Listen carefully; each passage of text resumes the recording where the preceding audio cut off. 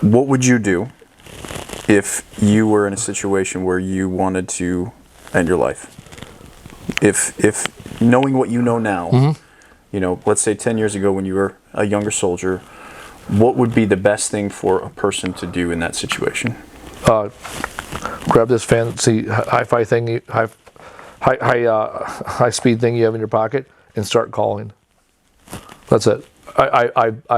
When I've been riddled with anxiety or suicidal ideations, when it's bad, right? Bad being a subjective term, but when it's overwhelming, when it's taking control of my thoughts, that's you get on the call. You get on the phone and call. And if you don't have 10 people to call, start coming up with a list. Yeah. And don't just come up with a list of names, but get 10 people in your life that you know have your back. So that's when you're in the moment. The other things you need to do is you have to sit back. You have to take some time to reflect. What are healthy and unhealthy behaviors? What are you doing to contribute to it, right? The challenge I have is in the military, we take suicide prevention at least once a year, probably closer to 3 or 4 times a year. And it's like you hear the words, but because you've heard them and you've seen them on the PowerPoint so often, it loses its meaning. Yeah. But I did see a suicide prevention I was part of a suicide prevention training recently, and they used the acronym HALT. Hungry, angry, lonely, tired. When they look at people that commit suicide, they normally have one, if not multiple, of those things going. Like 99% of the cases. Yeah. And there's a reason why, there's certain days of the year, right? Like suicides are always up the day after or the week of daylight savings time when we spring forward, because people are tired. So suicides are up that week for that reason and that reason alone, right? They're also up around the holidays, right? Lonely, right? So when you go into, and I know this firsthand, I took one of my soldiers a month or two after we got back from Gitmo, about a month, I think, after we got back from Gitmo. I had a soldier that got drinking. We had a wife, 2 babies at home. He had his 45, wasn't in a good place. She called me. I drove like 45 minutes out to his house. I already called the cops. Cops were there when I got there. Right, I followed the ACE card, right? Ask, care, escort. Right, I followed the card. And I ended up escorting him to county mental behavioral health facility. And the first thing they do, they feed you and they put you to bed. Next morning, they feed you again, tell you to rest. Feed you lunch. They don't talk to you until you're there for 24 hours and you've got 3 meals in you.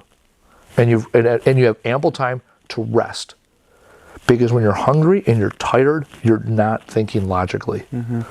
And so again, it sounds so simple, but you got to look at your body and your, right? Are you doing those things? If you're tired, what is the contributing factors?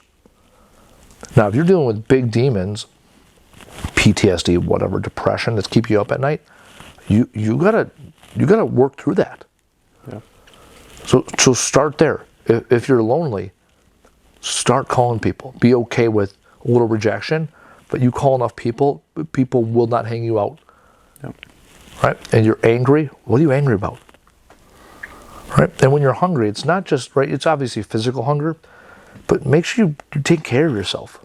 Feed the need. If you need physical activity, do that. If you need nutrition, eat right. And I've been there. I've been there where I was surviving on, I read about this in my book. I was eating cottage cheese sandwiches, cream of wheat, and Spite. Right? That's what I was living on. Yeah. And going to the bar every night drinking. And when you drink all night at the bar, the last thing you're going to do is eat, the next day you just want to eat crap, right? And then drink some more. And I was getting, breakfast at 2 o'clock in the morning every night. And that's when I was at my worst. Yeah. So you got to take care of you. That's it. I mean, that's the best thing. That's the best advice I can give. And hell, find me on LinkedIn, find my number, and call me. I've had random veterans hit me up on Facebook Messenger at 3 o'clock in the morning, like, "Hey, bro, you there?" Yeah. And there's tons of veterans group out there. Someone will pick up the phone. Yeah. Now, once you get through that kill zone, you got to take care of yourself. Yep. And that can look like a lot of things: physical activity, counseling, peer groups, friends and family. If you think you can do it alone, you're setting yourself up for failure. Yep. Anything worth doing is worth doing together. 100%. Right? Like I know I can call you. I know I can call Fabio or Marco behind the camera. Yep. Right? If I say make a list of 10, I have 100 people I can call right now. Yep. But you've also put yourself correct, in that correct. position. At one to do point, I didn't have a single person to call. that. Right. You've built that. Right? I actually said I've always been able to call my mom. Yep. Right? I've always been able to call my mom. Yep. And so it's like I had one. Well, who was two? Who was three? Who was four? Who was five? Yep. And whether it's business partner now or random veterans I've met, I know I have people I can call, and that's the starting point. But you got to put yourself out there. So, advice for all veterans: don't be hard. If you want to be successful in this world, you gotta be empathetic, and empathy starts with recognizing who you are and where you're at, and giving yourself a little bit of grace to be successful. Yep. Like be empathetic about yourself and your situation, but then do something about it. Yep. Don't be a victim, because that's the next line. Yep. When you're blaming everybody else. Yep.